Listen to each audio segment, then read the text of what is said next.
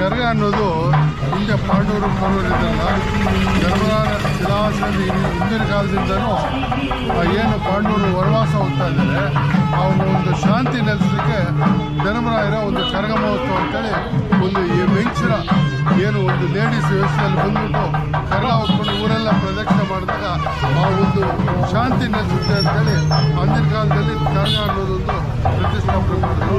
ಆ ಒಂದು ಏನು ಪದ್ಧತಿ ಇದೆಯೋ ಅದನ್ನು ನಾವು ಆಚರಣೆ ಮಾಡಿಕೊಂಡು ಬರ್ತಾ ಇದ್ವಿ. ಇದು ನಾವು ಹುಟ್ಟಿಸೋದಲ್ಲ, ಹಿಂದೆ ಪಾಂಡವರು ಕೌರವರು ಯುದ್ಧ ಕಾಲದಲ್ಲಿ ಇದ್ದಂಥ ಪದ್ಧತಿನ ಅನಾದಿ ಕಾಲದಲ್ಲೂ ನಡ್ಸ್ಕೊಂಡು ಬರ್ತಾ ಇದ್ವಿ. ಅದನ್ನು ರೂಪಿಸ್ಕೊಂಡು ಇವಾಗ ಧರ್ಮರಾಯರ ಕರಗ ಅಂತೇಳಿ ಸುಮಾರು 61 ವರ್ಷದಿಂದ ನಾವು ದೇವಸ್ಥಾನದಲ್ಲಿ ಮಾಡ್ತಾ ಇದರಿಂದ ನಮ್ಮ ಊರಿಗೆ ಸುಖ ಶಾಂತಿ ಸಿಗಲಿ ಅಂತೇಳಿ ನಾವು ದೇವರ ಪೂಜೆಯನ್ನು ಮಾಡ್ತೀವಿ. ಧರ್ಮರಾಯರ ಕರಗ ಮಹೋತ್ಸವ ವರ್ಷದ ವಾರ್ಷಿಕೋತ್ಸವ. ನಾವು ಧರ್ಮರಾಯರ ಕರಗದ ಸಂಘದ ಅಧ್ಯಕ್ಷರು ಮತ್ತು ನಮ್ಮ ಗೌರವಾಧ್ಯಕ್ಷರಾದ ಗಂಗಾಧರ ಮೂರ್ತಿಯವರು, ಶೇಖರ್ ಅವರು, ನಮ್ಮ ಸದಸ್ಯರು ಎಲ್ಲರೂ ಇದ್ದಾರೆ. ಭಾಳ ವಿಜೃಂಭಣೆಯಿಂದ ಈ ಕರಗ ಮಹೋತ್ಸವ ನಡೆಯುತ್ತೆ.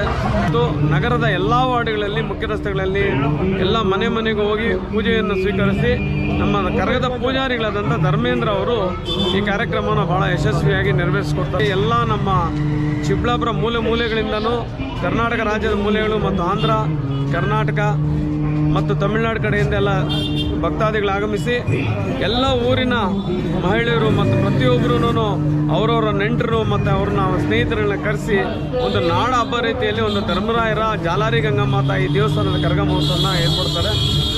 ನಮಸ್ಕಾರಗಳು.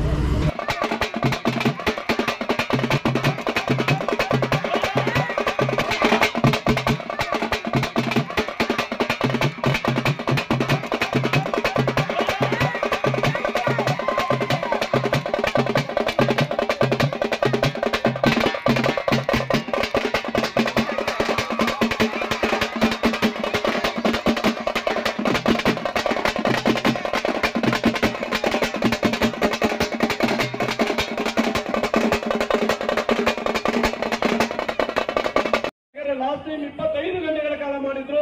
ಇವತ್ತು 27 ಗಂಟೆಗಳ ಕಾಲ